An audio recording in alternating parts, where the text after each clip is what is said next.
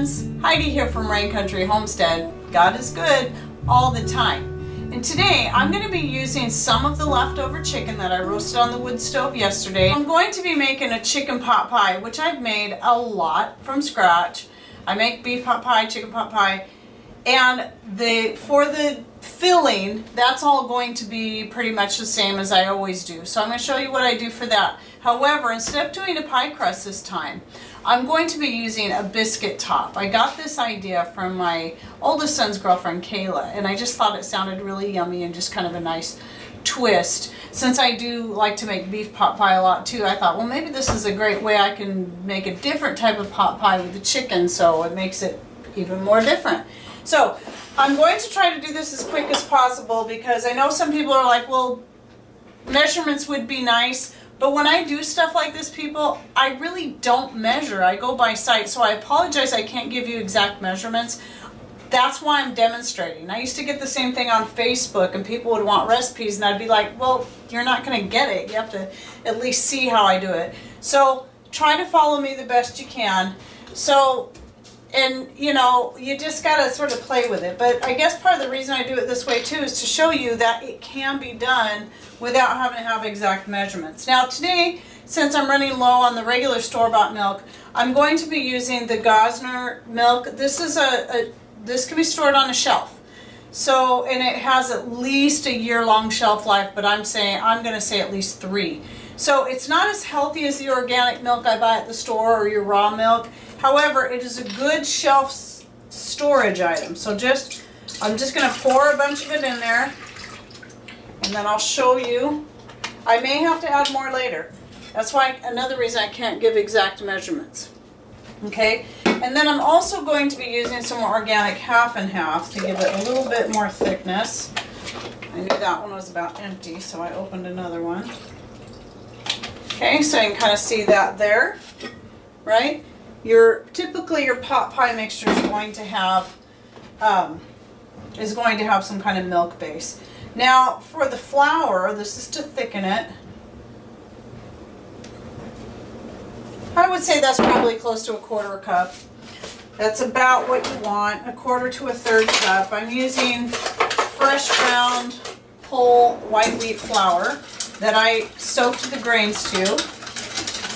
So technically what people would do for something like this is do it more like a roux first, or even thicken this separately. However, because I cook this slowly on the wood stove, my method is a bit different. So I'll be putting in some vegetables, and I'll just speed that process up, but I want to show you some of the spices that I'm going to be using in this particular batch. Just like everything I make, I always do a little different twist on the spice. This is golden oregano. It has a little bit different aroma and flavor, and a much more mild flavor than your regular oregano. This is lavender leaves from my garden. Lavender is just a real nice herb to season with.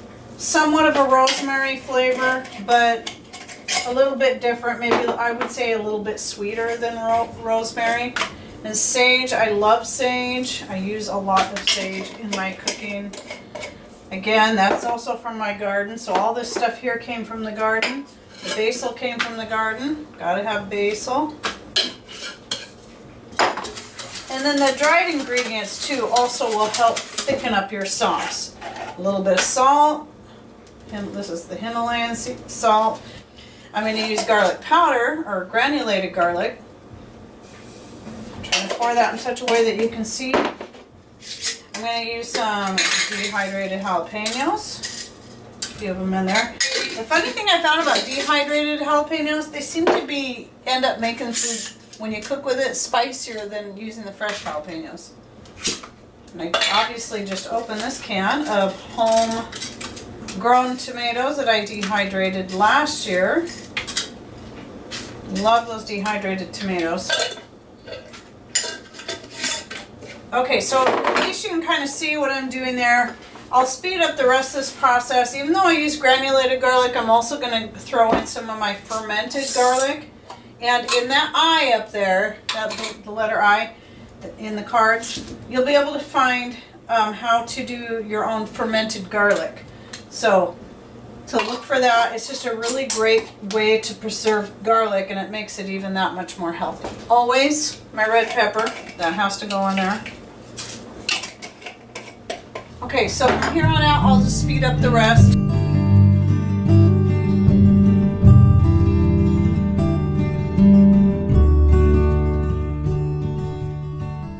But I'm going to go ahead and go put this on the wood stove and let it cook for a bit to thicken up the sauce and start softening the vegetables. So I've got 2 cups of home ground whole white wheat flour right here, and I haven't added anything to it yet. And here I've got some milk. I put about over a half cup of milk and added enough homemade vinegar to it to clabber it, make it thicker. And I always put vinegar in my breads because it just makes them healthier all the way around and preserves them for longer. And so I've got about 3/4 cup liquid right there. Now I'm going to add salt. That's going to be about a teaspoon. And for me, in my little hands, a teaspoon looks about like that. So, and then I always have this little thing that I keep in here, which is a half a tablespoon. And so I'm going to need 2 of these because when it comes to baking powder, anytime you have a quick bread, if you've got 2 cups of flour, you're going to need roughly at least a tablespoon of baking powder. Okay, and then I'm going to add some fat to that. In this case, this I can't give you measurements because this I definitely go by feel, and I know by the looks of the texture what it's supposed to look like. So I'm gonna cut this in, and I'll just speed it up from here. Okay, so you can see I'm using my fingers. This is part of the way I can tell whether or not I've got enough fat in here, and this is just perfect. I can tell by the way it clumps. If you've seen any of my other videos on making stuff like this, you'll see that that's the method I use, and it works really good. Now I'm going to go ahead and pour in the vinegar milk, which is also another way just to make buttermilk. I never buy buttermilk because I always just do that instead. And I may end up adding more liquid because what I'm looking for here is just a stickier kind of, no, actually this might be good. I'm wanting a stickier biscuit because I'm just going to drop it on top. So my sauce is pretty much done. It's a little bit runnier than I want, but I'm going to see what happens after I add the chicken to it.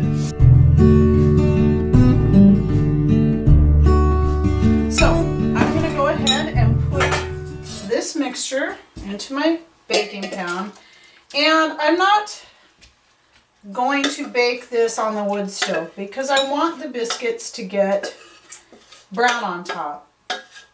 So I'll be baking it in my toaster oven instead. So how I'm doing this, and keep in mind I've never actually made this particular thing before, so I'm just kind of based off what she told me, I'm just sort of making it up as I go, and we'll find out how it turns out. Typically baked biscuits take about 20 to 30 minutes, so I'm going to try that first and we'll see what it looks like at about 400 degrees. Sounds good to me. So we'll just see how it turns out. So I just pulled this out of the toaster oven, and it was 25 minutes at 400 degrees. You can see how nice and brown the biscuit topping looks. Okay, and my monstrous elf gloves, at least these are new ones. They fit a little snugger because they're not all stretched out. Now I'm going to go ahead and take a little bit out. It's actually way too early for dinner. Mr. Rain isn't even home yet.